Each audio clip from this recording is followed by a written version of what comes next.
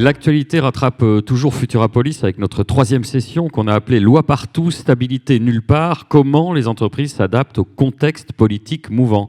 Oui, il semblerait qu'il y ait des contextes politiques mouvants. On en parle tout de suite avec nos invités. Sylvain Panas, Stéphane Ambec. Notre modérateur sera Nicolas Bastuc, journaliste au Point. Sur vos applaudissements, mesdames, messieurs.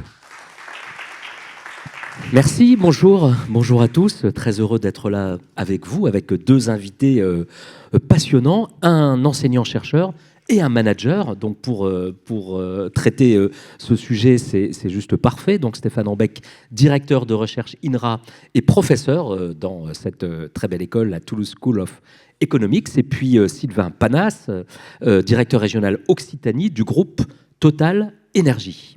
Loi partout, stabilité nulle part. Je voudrais réserver ma première question à Stéphane Ambec. Le cœur de votre recherche, c'est l'impact des politiques publiques, environnementales en l'occurrence, sur la stratégie des entreprises. Or, lorsque nous avons préparé cet échange, vous sembliez très sceptique, circonspect sur la capacité du droit à infléchir les politiques publiques et puis à infléchir aussi la stratégie des entreprises. Pour vous, la bataille se mènerait plutôt sur le terrain économique et sur celui de l'opinion publique. Le procès climatique et la norme, c'est pas forcément l'instrument le plus efficace.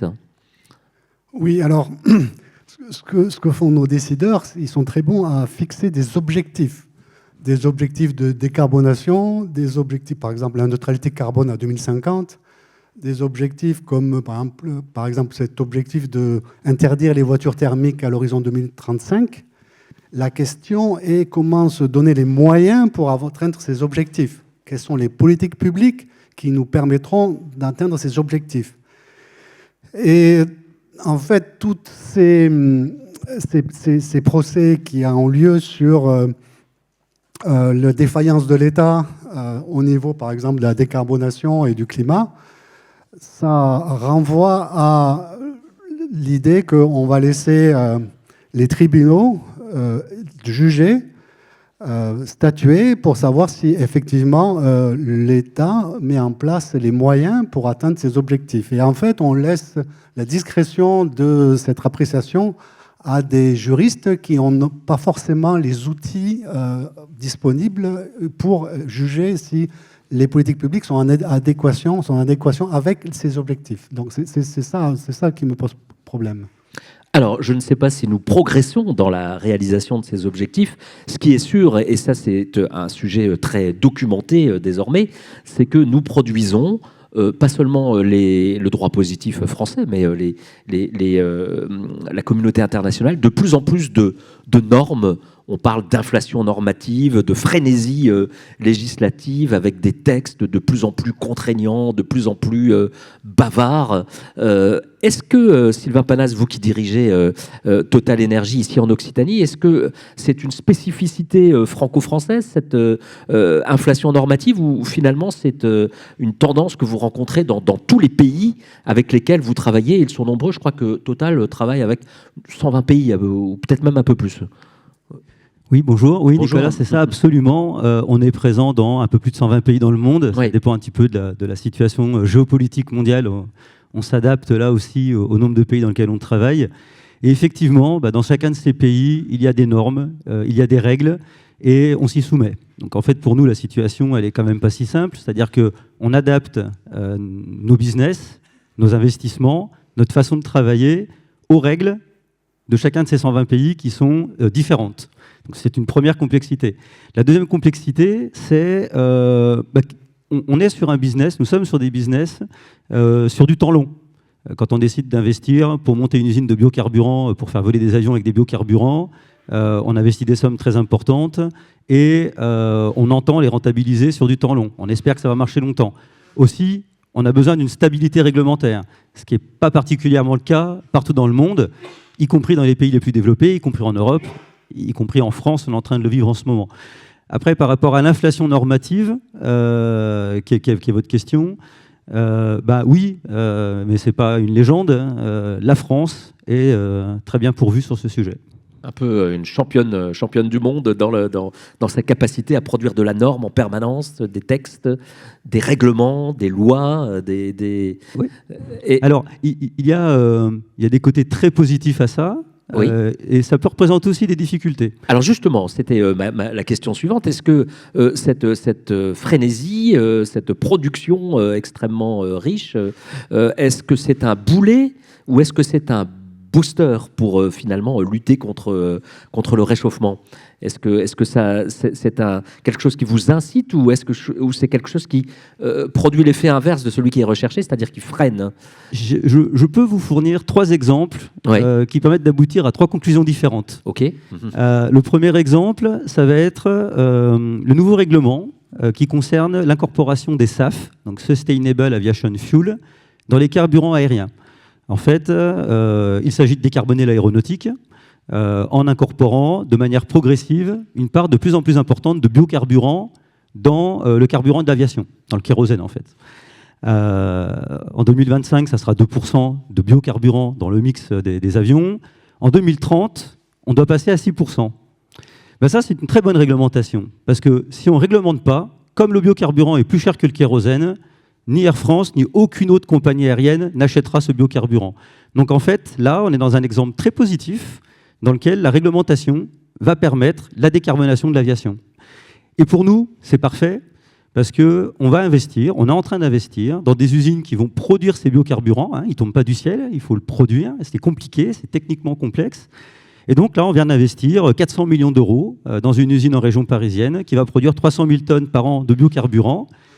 Et c'est un investissement massif, 400 millions, mais on est serein parce que la réglementation va obliger les compagnies aériennes à nous acheter ce biocarburant. Donc la loi vous ouvre un marché d'une certaine manière, vous garantit un marché. Exactement. Un volume d'affaires. Et là, on est dans un exemple très positif de comment la réglementation, la loi, peut agir en faveur de la décarbonation et de la transition énergétique. J'ai un deuxième exemple qui est beaucoup moins fun, qui est toutes les lois, les couches administratives, les couches juridiques qu'on vient mettre sur le développement des énergies renouvelables sur le territoire français. On nous pond à peu près tous les 6 mois ou tous les ans une nouvelle loi d'accélération, entre guillemets, du développement des énergies renouvelables. Et plus ça vient, plus c'est pénible finalement. C'est-à-dire que cette nouvelle loi vient se superposer à celle qu'il y avait avant. Donc aujourd'hui, pour développer un parc photovoltaïque en Occitanie, il nous faut en moyenne 7 ans pour développer un parc de 10 MW, donc c'est tout petit, alors que dans le même temps, on met 2 ans pour développer des parcs d'1 giga, donc 100 fois plus gros, aux États-Unis. Et tout ça à cause de quoi ? Parce qu'aujourd'hui, pour faire un parc photovoltaïque en Occitanie, il nous faut faire 14 permis différents, à 14 services de l'État différents, qui répondent tous à des exigences et à des règles différentes. Et là, on est dans un truc où je pense qu'on en a trop fait, et à force de vouloir trop encadrer, trop légiférer, trop faire de lois, finalement, on a mis un gros boulet à la patte des gens qui veulent produire des projets de production d'énergie renouvelable. Et puis, j'ai un exemple un peu plus neutre, finalement, où on vient s'adapter au business. L'Europe a décidé qu'en 2035, il n'y aurait plus de moteurs thermiques pour les voitures. On est en train de vendre, et on a vendu l'entièreté de nos stations-service en Europe, sauf en France, pour des raisons de service public. Mais on change notre business. Comme l'Europe a dit on arrête les carburants thermiques, nous on sait qu'on ne va plus vendre de diesel ni d'essence. Donc on a vendu, littéralement, l'année dernière, l'entièreté de nos stations-service en Europe. Donc la contrainte législative peut être à la fois incitative et une bonne chose, et parfois elle peut aussi vous plomber. Stéphane Ambec, vous êtes économiste, et professeur ici à la Toulouse School of Economics. On sait très bien que ce qui est très embêtant pour les entreprises, c'est pas tant l'inflation normative, mais le fait que les règles soient modifiées en permanence. Or, l'insécurité juridique, c'est l'ennemi de l'investissement. Monsieur Panas vient de le rappeler, il faut 40 ans pour construire une centrale nucléaire, et si la règle de droit change en permanence, s'alourdit et se complexifie, eh bien, ça peut être problématique. Oui, et plus que ça, en fait, toutes ces normes, l'impact de ces normes n'est pas forcément évalué. Alors, c'est facile de dire on va augmenter la part du biocarburant de 3% à 6%, mais la question, c'est quel est le coût associé et quel est l'impact distributif sur les parties prenantes. Donc c'est pour ça que nous, les économistes, on est plutôt favorables à des instruments de prix. Donc le problème, c'est plutôt que les biocarburants sont plus chers que le kérosène. Et donc on n'aurait pas à sortir un chiffre comme ça à 6% au hasard pour faire adopter les biocarburants si on pouvait taxer le contenu carbone du kérosène. Et donc c'est ça le problème. Alors que le prix, si on taxe le carbone de façon à susciter l'adoption des voitures électriques ou du biocarburant, on peut très facilement identifier quel est le coût supplémentaire de cette taxe sur les parties prenantes, sur les compagnies aériennes, les ménages, etc. Et donc c'est bien beau de faire des normes, mais encore il faut-il savoir quel est l'impact, notamment pour des questions de pollution globale, comme le climat. Un autre exemple, c'est par exemple la norme sur l'efficacité énergique des logements.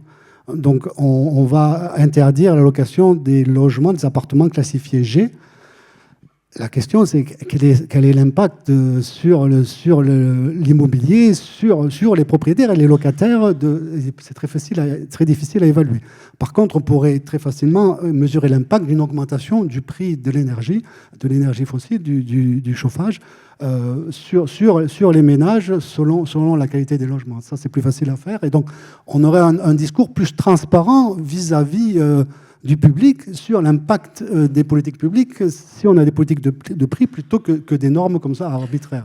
Donc vous êtes favorable à des mesures qui sont coercitives d'une certaine manière, un petit peu plus, ce que certains qualifient de punitives, elles seraient plus efficaces que les standards environnementaux un peu généraux et puis les mesures incitatives. C'est ça que vous nous dites ? Deux choses. Je suis favorable à de la transparence, à mettre tout sur la table, c'est-à-dire à dire, bon, ok, on met en place des normes contraignantes, mais ça a un coût. Et qu'on soit transparent sur quel est le coût et qui va supporter le coût. Et deuxième chose... Qu'on annonce la couleur, en réalité. Voilà, exactement. Et je pense qu'il faut dire aussi au public que la transition énergétique, ça va impliquer un prix de l'énergie plus élevé.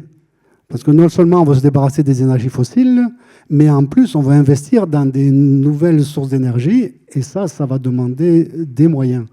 Et donc si on occulte ce débat, et donc on se base sur des normes et on a des signaux prix qui reflètent pas en fait la rareté des sources d'énergie, on va se buter sur des résistances et des problèmes et des inefficacités aussi, forcément. On va y revenir dans un instant. Je voulais juste clore ce chapitre de l'inflation normative. Cette semaine, j'ai assisté à un débat avec Jean-Denis Combrexel, qui est un très haut fonctionnaire, conseiller d'État. Il a été le directeur de cabinet d'Elisabeth Borne. Et il a publié un livre sur l'inflation normative, l'obésité textuelle. Et ce qu'il disait, c'est que les entreprises elles-mêmes, tout en s'en plaignant, participent à cette inflation normative, en ce sens qu'elle réclame des textes de plus en plus précis, de plus en plus exhaustifs, de plus en plus complexes, pour se mettre à l'abri des foudres du juge et pour aboutir à cette sécurité juridique dont elles ont besoin. Est-ce que Total fait ça aussi, demande des textes toujours plus précis de manière à se prémunir contre des poursuites, des procès, et pour se prémunir de la justice finalement ? Alors, on n'est pas particulièrement demandeur sur ce sujet-là, parce que c'est déjà bien assez lourd. Cependant, il faut bien avouer une chose quand même, c'est que si on revient sur notre sujet d'énergie renouvelable, on est confronté en France à un très gros problème d'acceptabilité. Et donc, les recours des populations sont nombreux, d'associations, de particuliers, et qu'en fait, au bout d'un moment, un des meilleurs moyens d'éviter les recours, c'est la loi, c'est la justice, et c'est de dire, regardez, notre projet, il répond point par point à toute la réglementation, donc vous êtes content, pas content, mais ce projet va sortir. Voilà. Et finalement, quelque part, ça peut nous permettre de faire aboutir nos projets. Mais ils aboutissent de façon... c'est beaucoup trop long. Et quand on met 7 ans à sortir un projet photovoltaïque en France, encore une fois, pendant 7 ans, nous on continue à payer des ingénieurs, des analystes environnementaux, des juristes, et à la fin, déjà que l'électricité renouvelable est physiquement moins dense que le pétrole et le gaz, mais en plus, comme on met très longtemps à développer ces projets, la finalité, et Stéphane a entièrement raison, c'est qu'on risque d'aboutir à des prix de l'énergie beaucoup plus élevés que ce qu'on connaît aujourd'hui. Alors, vous l'avez dit tout à l'heure, la réduction enfin, vous avez commencé à le dire, et je vous pose la question tout de go, très franchement. Vous dites que la réduction des émissions de CO2, finalement, n'intéresse que les Français et les Européens. En préparant ce débat, vous me disiez de manière très cash, dans le reste du monde, on s'en fiche en réalité. Et Total prend acte de cette situation et adapte sa stratégie aux législations en vigueur dans les États dans lesquels vous travaillez, mais également à l'état d'esprit, d'une certaine manière, peut-être de l'opinion publique de cet État. Ce pragmatisme, cette stratégie de l'adaptation permanente, est-ce qu'elle n'est pas un petit peu cynique ? Non, je ne crois pas. Ça me semble pragmatique. En fait, nous, notre mission, c'est de fournir au monde une énergie fiable, abondante et le moins cher possible. Le marché de l'énergie, c'est un marché de prix. Il y a globalement à peu près qu'en Europe où on a décidé que de façon prioritaire, il fallait que cette énergie elle soit décarbonée. Mais je pense que vous pouvez aller faire un petit sondage place du Capitole. Si vous dites à tous les Toulousains, écoute, le prix de ton électricité, il va être multiplié par 3, mais elle sera verte, je te promets, je ne suis pas certain que tous les Toulousains soient contents de cette situation. Donc nous, on est pragmatiques. Faut quand même imaginer aujourd'hui que dans le monde, il y a encore à peu près 1 milliard de personnes, 1 milliard, qui n'ont pas accès à l'énergie. Et ce qui est certain, c'est que l'énergie qu'ils vont utiliser, ça sera la moins chère possible. Si un jour ils veulent progresser dans leur confort, dans leur qualité de vie, si un jour ils veulent, comme nous, avoir la chance de passer une journée comme ici, ce qu'ils vont choisir en priorité, c'est l'énergie la moins chère possible.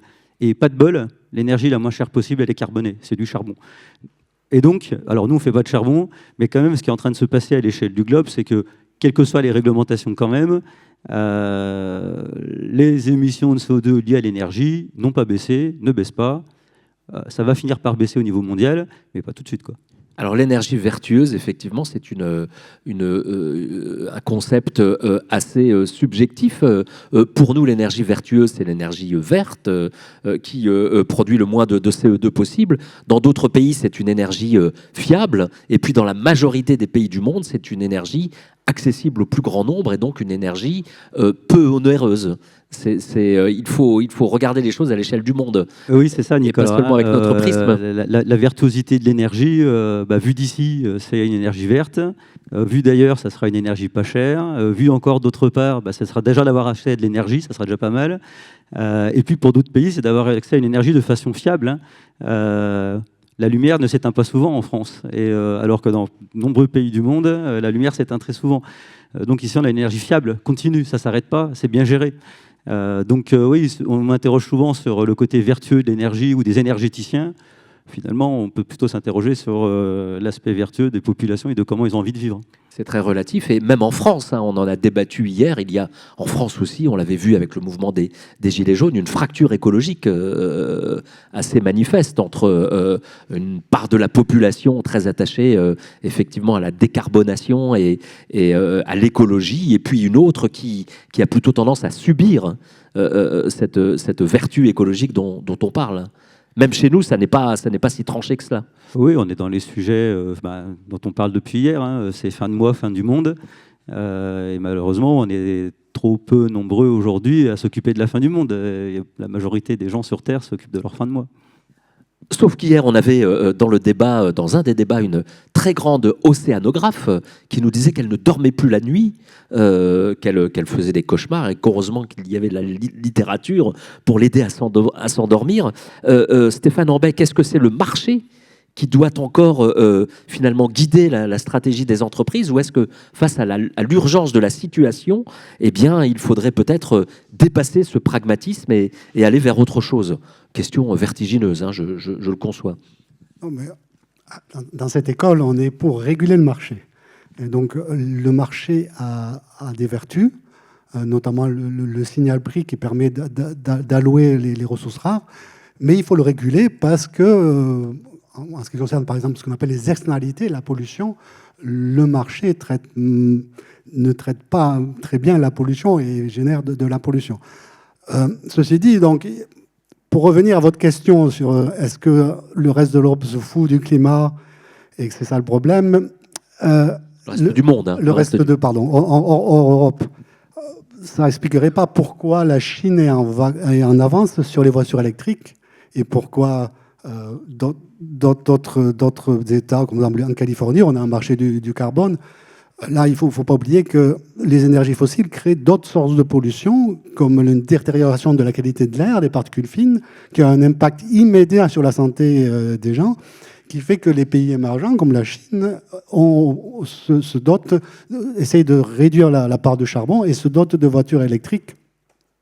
D'autre part, le marché fait qu'il y a une demande pour des produits de meilleure qualité environnementale.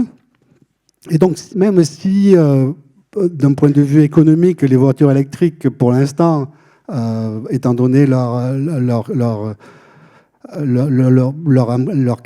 prix, c'est pas très intéressant d'un point de vue économique, il y a une demande de la part des consommateurs qui sont prêts à payer plus cher pour des produits de meilleure qualité environnementale. Et c'est d'autant plus le cas si la qualité environnementale est corrélée avec la qualité du produit. Donc ça pourrait être le cas pour certains produits. Et donc si on améliore les voitures électriques, finalement, peut-être que les gens seront prêts à payer la voiture électrique parce que c'est plus agréable, moins cher et plus agréable à conduire.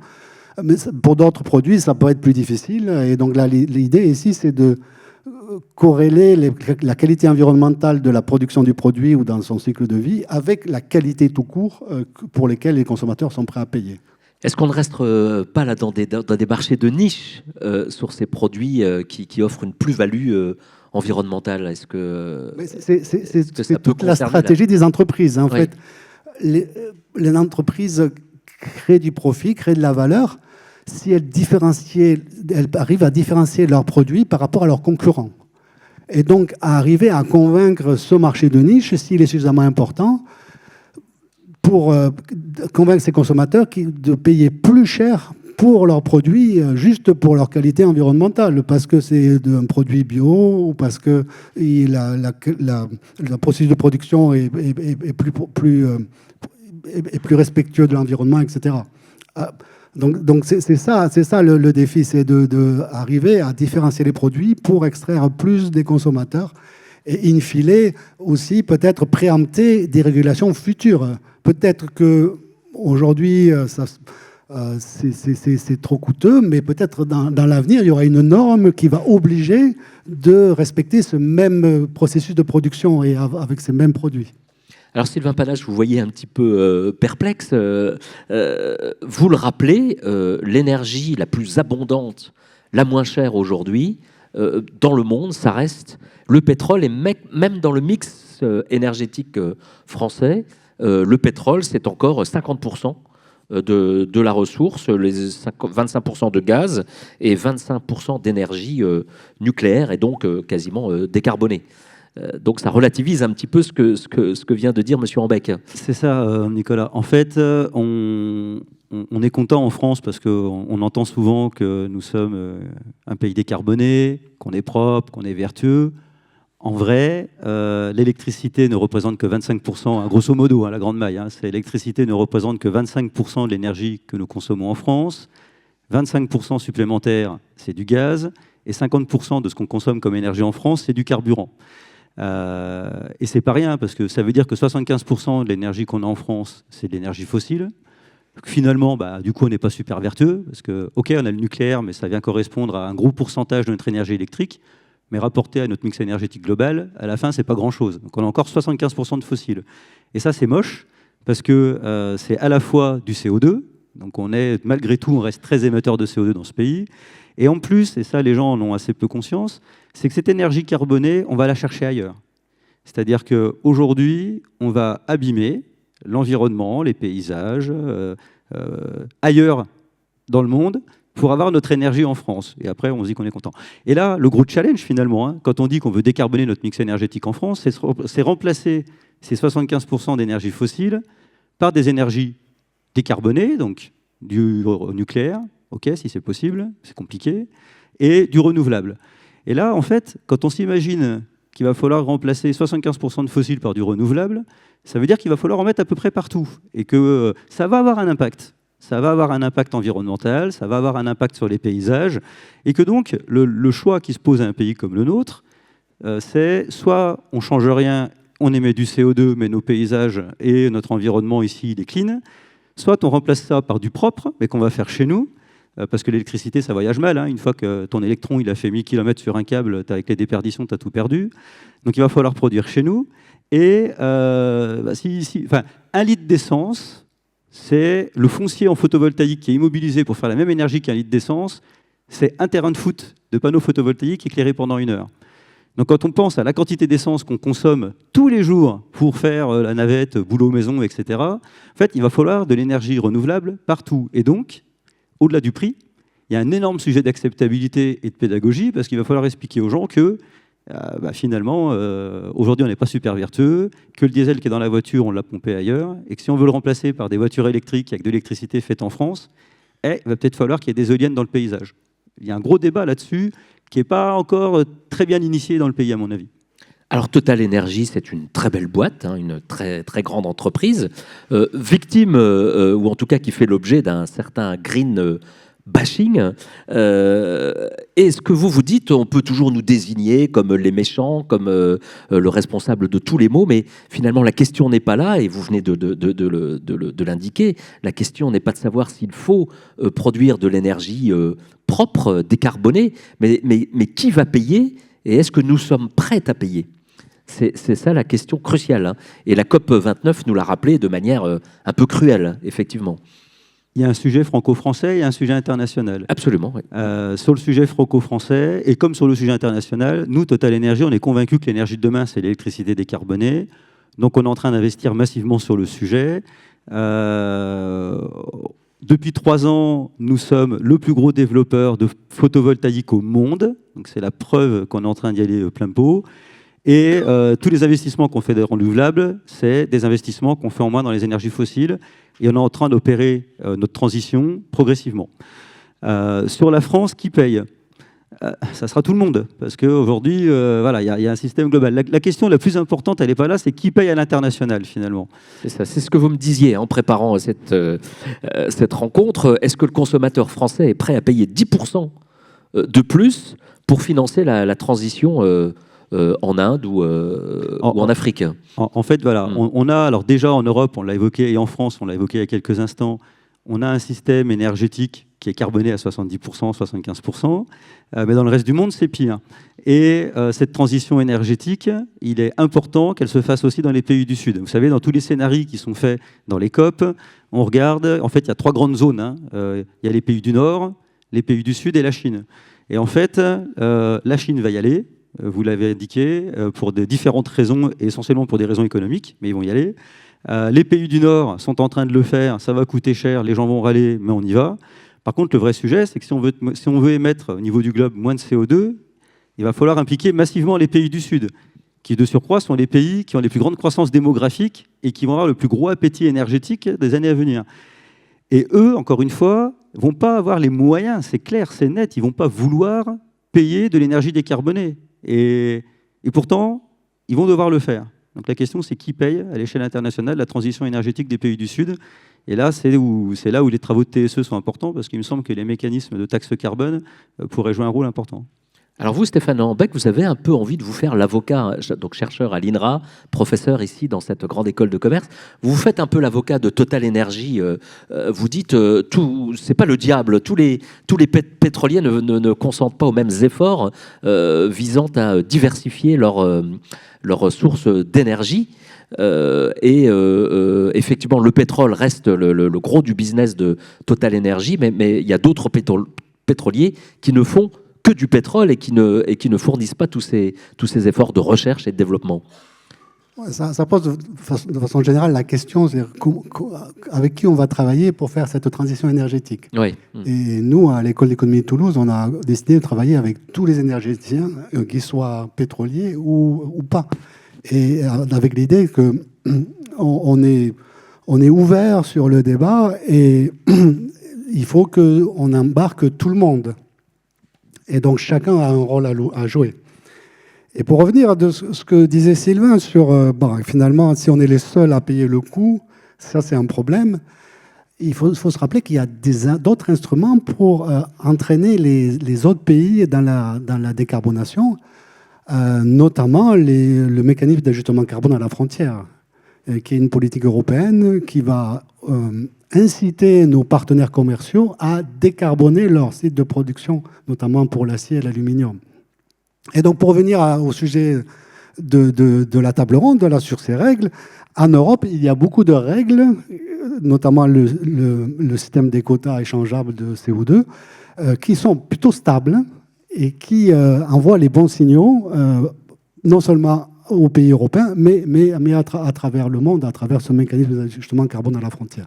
Et ça, c'est des instruments très, très puissants pour mener cette transition énergétique.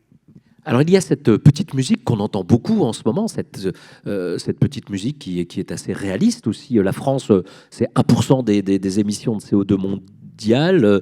On est finalement très vertueux. On réfléchit beaucoup à ces questions.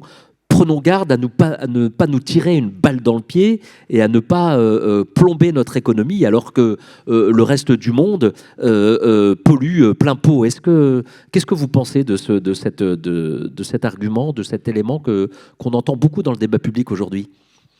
Un des aspects qu'on oublie, c'est l'innovation.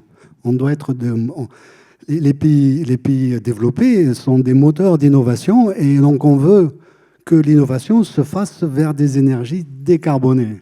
Et donc, si on se met les règles du jeu pour inciter à cette innovation, l'idée, c'est qu'on aura des technologies décarbonées qui seront peu coûteuses et donc qui seront adoptées par les pays du Sud et les pays émergents. Et c'est ce qui s'est passé, par exemple, pour le solaire photovoltaïque, où les coûts de production ont été divisés par 10 en 10 ans. Donc il faut continuer dans cette voie parce que c'est vertueux, mais aussi parce que c'est une source de développement économique pour le futur. C'est une source d'innovation et de transfert de technologie qui peut se faire, qui peut s'exporter partout dans le monde et qui peut être bénéfique aux pays émergents. Et donc, si les pays émergents adoptent des énergies décarbonées, c'est un win-win pour tout le monde. C'est-à-dire que nous, on en bénéficie par un meilleur climat.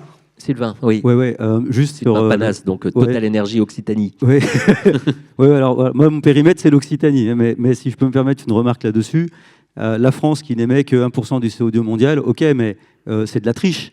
On fait produire la quasi-totalité de nos biens manufacturés ailleurs, et donc on exporte la pollution. Notre CO2, il est ailleurs finalement, il est en Chine. De la même façon que l'énergie qu'on consomme en France, on va abîmer les paysages et l'environnement ailleurs. Finalement, en France, si un jour on refait de l'industrie en France, il y a des chances pour que nos émissions de CO2 réaugmentent avec. Peut-être pas directement proportionnel, mais donc il faut quand même garder une certaine relativité par rapport à ça, parce que, ok, on n'aimait pas beaucoup, mais on ne produit plus grand-chose non plus, quoi. Alors, il y a une question chère à Stéphane Ambec qui travaille à évaluer les politiques publiques environnementales sur la stratégie des entreprises, c'est la question du lobbying. Alors, Total Énergie, comme toutes les grandes entreprises, fait du lobbying. Et ce que vous m'expliquiez, monsieur Ambec, c'est que le lobbying, c'est un peu comme le cholestérol. Il y a le bon lobbying et le mauvais lobbying. Pourquoi cette question est importante à vos yeux, cette question de cette influence sur le législateur, sur le politique que les grandes entreprises s'efforcent d'exercer ? Il faut se mettre à la place donc, des régulateurs, des gens à la Commission européenne, par exemple, qui doivent décider, par exemple, sur le montant des quotas d'émissions de carbone, etc., qui doivent prendre des décisions qui impactent les entreprises, avec une information qui est toute partielle. Donc, par exemple, avec une co-auteure de l'Université de Göteborg, on a étudié le processus de consultation publique pour réguler les produits chimiques. Et donc, on va avoir l'information sur l'importance de ces produits chimiques, de leur dangerosité, etc. Et les entreprises détiennent une partie de cette information. Et donc, ça a du sens de se retourner vers les entreprises pour leur dire, est-ce que ça va être coûteux pour vous, une taxe carbone, ou interdire tel produit qui est utilisé dans votre processus de production, etc. etc. Est-ce que vous avez aussi évalué aussi l'impact de ces produits? Donc, c'est une information qui est utile pour la décision publique. Par contre, il y a le mauvais lobbying qui est toutes les activités d'influence ou tout ce qu'on appelle la manufacture du doute, c'est-à-dire qu'essayer de manipuler l'information dans l'intérêt des entreprises. Et donc, il faut que ce soit un processus qui est transparent et qui implique toutes les parties prenantes, pas seulement les entreprises, mais les parties prenantes qui vont, ou les organisations qui vont représenter les autres parties prenantes, les consommateurs ou la protection de l'environnement, les WWF, Greenpeace, toutes les organisations. Et donc c'est là où, par cette transmission d'informations transparentes, le régulateur peut prendre des décisions mieux informées et meilleures pour tout le monde. Sylvain Panas, vous faites du lobbying, vous, à votre niveau, en Occitanie, et puis la firme qui vous emploie en fait également. Qu'est-ce que vous avez à dire là-dessus, sur ce que vient de dire Monsieur Ambec? Alors, le lobbying chez Total Energy est une activité qui est hyper encadrée. Propre. On est soumis à des règles de compliance hyper sévères. On est ultra formé sur le sujet. Et aucun dérapage ne serait toléré par notre président sur le sujet. Donc on est vraiment très très contrôlé là-dessus. Moi, ici, à l'échelle de la région, on ne peut pas dire que j'ai d'action de lobbying. J'effectue plutôt des actions de pédagogie. J'ai un sujet qui me vient en tête parce qu'on en parlait tout à l'heure, le SAF, les Sustainable Aviation Fuel. Aujourd'hui, la réglementation, c'est 2% de SAF dans le carburant aérien. En 2030, enfin jusqu'en fin 2029, ça sera 2%, et en 2030, ça passera à 6%. Et il se trouve que, comme je suis présent sur le territoire, je croise les parlementaires occitans ici, qui évidemment, comme on est au pays de l'aéronautique, votent des lois, participent à des sujets sur la décarbonation de l'aéronautique. Et quand on se croise de façon publique dans des endroits comme ceux-là, le lobbying, ça ne se passe pas au fond d'une pièce noire, cachée au bout d'un couloir. Hein. On peut avoir des échanges sur est-ce qu'il ne serait pas plus malin, plutôt que de fonctionner jusqu'en 2029 à 2% sur le SAF et de passer immédiatement à d'aller un peu plus vite. D'aller de façon linéaire, c'est-à-dire dès l'année prochaine 3, l'année d'après 4. En fait, ça permettrait deux choses. Ça permettrait clairement d'accélérer la décarbonation de l'aviation. Ça permettrait aussi à nous de nous assurer qu'on va vendre notre produit parce qu'on a beaucoup investi dans une usine qui a besoin de tourner finalement. C'est pas du lobbying, c'est de la pédagogie, c'est d'expliquer que peut-être il y a moyen d'ajuster cette réglementation pour passer de 2 à 6 de façon plus rapide, quoi. J'avais encore plein de questions, mais je crois que le moment est venu d'entendre celle de la salle. Cher Boris. Oui, et plus spécifiquement, c'est Gabriel Vidou, étudiant chez TSE, qui va nous rejoindre sur scène. Merci de nous rejoindre, Gabriel, sous vos applaudissements. Membre de l'association Say It Aloud, de la Toulouse School of Economics. Vous avez des questions à nos invités. Bonjour à tous et à toutes. Ma première question sera pour, du coup, Monsieur Panas. En quoi, selon vous, le contexte géopolitique mondial et les risques qui y sont associés pourraient vous amener à modifier votre stratégie spécifiquement en Europe ? Alors, ça va dépasser un petit peu mon cadre de compétences. Vous savez, mon terrain de jeu, c'est l'Occitanie. Donc, mon quotidien, j'écoutais avec beaucoup d'attention tout à l'heure ce qu'on disait sur l'intelligence artificielle et l'impact des États-Unis, de Trump, d'Elon Musk, etc. Moi, finalement, ce n'est pas trop mon périmètre. Moi, mon quotidien ici, c'est plutôt comment je travaille main dans la main avec Nadia Pelfig et ses services de l'agence de l'AREC, l'Agence régionale énergie-climat, pour accélérer la transition énergétique sur le territoire. C'est comment j'arrive à convaincre les maires des communes rurales que finalement, ça pourrait être bien sur leur foncier de faire du photovoltaïque et des éoliennes pour accélérer la transition énergétique. Très sincèrement, je ne suis pas certain que la transition énergétique en Occitanie soit hyper impactée par la situation géopolitique. Oui, mais vous êtes aussi membre de Total Energy, qui est un groupe mondial, donc j'imagine que vous réfléchissez à ces questions. Vous êtes aussi un citoyen, vous avez bien vu que Donald Trump serait le prochain président américain, donc est-ce que c'est dans la boîte? Est-ce que ce sont des sujets dont on parle? Juste, encore une fois, ce n'est pas mon périmètre, hein, donc vous m'excuserez si je suis très approximatif sur le sujet, mais de ce que j'en ai compris, dans les États démocrates aux États-Unis, nous, on continuera à développer des projets renouvelables, mais comme c'était déjà le cas, et d'ailleurs de façon beaucoup plus rapide qu'en France. Et dans les États républicains, on sera en galère, mais on l'était déjà. Donc voilà, je ne suis pas certain qu'il y ait un impact monstrueux sur nous, perso. Par contre, il y aura un impact sur l'économie en Europe, ça, il n'y a aucun doute. Mais sur Total Energy, je ne suis pas certain. Ce qu'on voit quand même depuis la guerre en Ukraine et puis maintenant avec les guerres commerciales qui s'annoncent, que ce qui revient en avant, c'est le concept de souveraineté énergétique, qu'on avait oublié pendant longtemps. Hein, on se fichait du fait qu'on dépend d'autres pays partenaires. Et là, ça peut changer les stratégies des gros groupes. Oui, et si jamais, pour un pays comme la France, ça pourrait accélérer le déploiement des énergies renouvelables, parce que comme je l'ai dit tout à l'heure, 75% de notre énergie, elle vient d'ailleurs. Donc on n'est pas souverain du tout. Hein. Et donc, il y a un vrai sujet de produire nous-mêmes notre énergie, et l'électricité renouvelable est une bonne solution. J'ai une deuxième question. Allez-y. Qui va concerner Monsieur Ambec également.